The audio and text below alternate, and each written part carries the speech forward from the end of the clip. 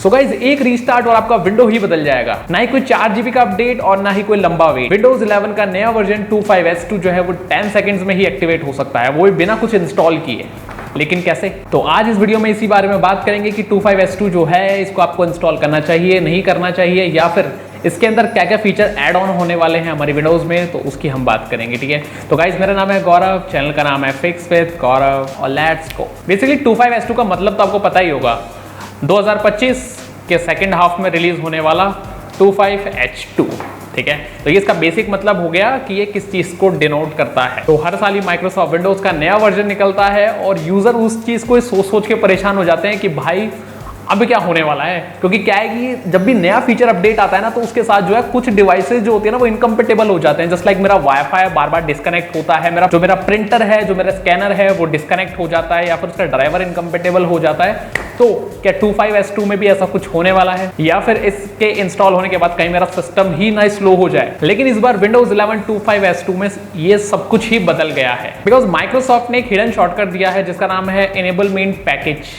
तो इसमें क्या होता है कि आपका जो भी अपडेट होगा वो बैकग्राउंड में ही कंप्लीट हो जाएगा। आपको बस आपका सिस्टम रीस्टार्ट करना है और जो आपका विंडोज 24S2 था वो ऑटोमेटिकली 25S2 में अपग्रेड हो जाएगा। ठीक है, इसमें आपको कुछ भी मैनुअली इंस्टॉल करने की जरूरत नहीं है, ये पीछे ऑटोमेटिकली इंस्टॉल हो चुका होगा, जस्ट आपको रीस्टार्ट करना होगा। ठीक है, और ये जो एनेबलमेंट पैकेज जो मैंने बताया है ये भी आपको जस्ट केबीज में ही मिलेगा। ऐसे नहीं है कि इसमें आपको 5 GB का अपडेट करना होगा, ऐसा कुछ नहीं है। एक छोटा सा ही विंडो का अपडेट आएगा जिसके अंदर जो भी आपके फीचर्स है वो एक्टिवेट हो जाएंगे 25S2 के। ठीक है, तो बस एक रीस्टार्ट किया और हमारा सिस्टम 25S2। तो इस प्रोसेस का नाम है फीचर अपडेट विया सर्विसिंग, मतलब सर्विसिंग के थ्रू ही फीचर अपडेट कंप्लीट हो जाना। क्योंकि माइक्रोसॉफ्ट ने जो है आपके 25S2 के जो भी फीचर्स है वो पहले ही इंस्टॉल कर दिए हैं 24S2 में ही। ठीक है, जब आपने 24S2 का केबी अपडेट किया था वो 4 से 5 GB का था, उसके अंदर 25S2 के भी अपडेट्स आ गए थे, राइट? जस्ट वो एक्टिवेट नहीं है। ठीक है, उनको एक्टिवेट करने के लिए एनेबलमेंट पैकेज दिया गया है, वो ऑलरेडी आपके सिस्टम में इंस्टॉल है, तो ये आपके मैक्स एक रीस्टार्ट के बाद ही एक्टिवेट हो सकते हैं। ऑल्सो फीचर अपडेट का मतलब ये होता है कि आपका एक तो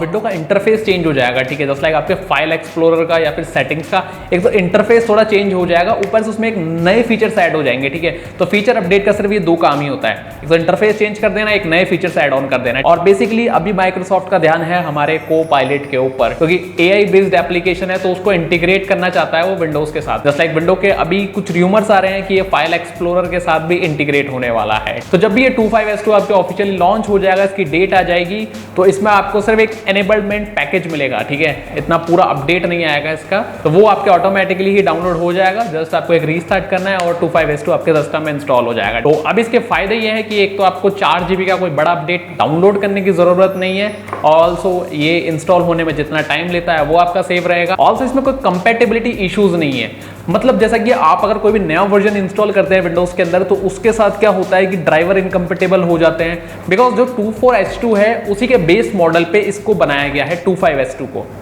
तो इसमें सिर्फ फीचर्स ऐड होंगे, इसमें ऐसा कुछ नहीं होगा। जो आपके 24S2 के ड्राइवर्स है वो 25S2 में भी काम करेंगे और परफेक्ट काम करेंगे। ऐसा नहीं है कि फ्लक्चुएट हो रहे हैं, कनेक्ट डिस्कनेक्ट हो रहा है, ऐसा नहीं होगा। ठीक है, बिकॉज बेस मॉडल इसका सेम ही है, जस्ट फीचर ऐड ऑन हो रहे हैं और इससे आपका सिस्टम जो है वो 24S2 के जैसा ही स्टेबल रहेगा। अब बात करते हैं इस 25S2 के सपोर्ट साइकिल की। तो विंडोज 11 जो 25S2 है उसकी सपोर्ट साइकिल जो है वो एजुकेशन और एंटरप्राइज वर्जन के लिए 36 मंथ्स है, और जो आपके होम और प्रो आते हैं सिस्टम में प्री इंस्टॉल्ड, उनकी जो है वो 24 मंथ्स की ही सपोर्ट साइकिल है। तो अगर आपको आपकी विंडोज 11 में 25S2 इंस्टॉल करना है तो आपके मिनिमम आपके 24S2 इंस्टॉल्ड होना चाहिए। अगर आपके 23H2 है तो आपको पहले 24S2 में अपग्रेड करना होगा इन प्लेस अपग्रेड के थ्रू। ठीक है, इसकी मैंने वीडियो बना दी है, आप चाहे तो मैं आपको अभी आई बटन पे दे दूंगा, वो जाकर आप देख सकते हैं। जिनके 24S2 है, अपडेट कंप्लीट है, उनको एक रीस्टार्ट में ही 25S2 मिल जाएगा। ऑल्सो मेरे को देखिए 25S2 की ये बात बहुत सही लगी है कि इसमें परफॉर्मेंस बूस्ट हो रही है, बिकॉज विंडोज के जब भी नए फीचर अपडेट आते हैं उसमें परफॉर्मेंस जो है ना वो हमेशा गिरती ही है, हमेशा कभी बूस्ट नहीं होती है। तो इस 25S2 के अंदर परफॉर्मेंस बूस्ट हो रही है, तो एक बड़ा एडवांटेज है उनके लिए जो विंडोज 11 24S2 चला रहे हैं और उनका सिस्टम थोड़ा स्लो चल रहा है, तो उनको 25S2 में जो है परफॉर्मेंस बूस्ट देखने को मिलेगा। और जैसा कि इसके अंदर को-पायलट भी ऐड हो रहा है, तो अब ये हो सकता है कि अब जो है जो भी सिस्टम की सेटिंग्स वगैरह है, बैकग्राउंड एप्स है, वो AI खुद ही हैंडल कर लेगा। मतलब अगर आप चाहें तो बैकग्राउंड एप्स जो चल नहीं रहे हैं उसको AI के थ्रू भी बंद करवा सकते हैं, या फिर PC मैनेजर भी एप्लीकेशन है उससे भी बूस्ट कर सकते हैं। ठीक है, तो AI का एक छोटा सा फायदा ये भी हो सकता है, रिपेयर कर सके वो विंडोज को तो और भी बेटर है। जस्ट लाइक अगर कुछ इश्यूज वगैरह आ रहे हैं और वो को-पायलट खुद ही फिक्स कर रहा है तो फिर आपको कोई ट्रबल शूटिंग वगैरह सर्च करने की ज़रूरत ही नहीं है, वो AI खुद ही आपके सिस्टम में सर्च करके उसको फिक्स कर दे, राइट। सो इस वीडियो में बस इतना ही। अगली वीडियो में बात करूंगा एक तो आपके विंडोज 10 का जो ESU एक्सटेंडेड सिक्योरिटी अपडेट्स है उसके बारे में, ऑल्सो ये 25S2 में क्या क्या नए फीचर्स आ रहे हैं। जस्ट लाइक अभी 2 मेन फीचर है जो हाईलाइटेड है। पहला आपके जो सेटिंग्स है उसके अंदर सर्च का ऑप्शन आ गया है, ऑल्सो इसके अंदर जो आपके फाइल एक्सप्लोरर है उसके अंदर को-पायलट इंटीग्रेटेड मिलने वाला है। अब वो जैसा कि आपके यूजेज के ऊपर है कि उसमें क्या क्या अपडेट्स आएंगे, वो आपके क्यूमुलेटिव अपडेट के साथ ही इंस्टॉल हो जाते हैं, ठीक है। तो अगर आपके कोई क्वेश्चंस है या फिर कुछ जानना चाहते हैं तो आप जस्ट मुझे कमेंट कर सकते हैं। ऑल्सो अगर कोई आपके पास नया टॉपिक है जिसके ऊपर आप चाहते हैं कि मैं वीडियो बनाऊं तो आप मुझे दे सकते हैं कमेंट में, मैं उस पर वीडियो बना दूंगा।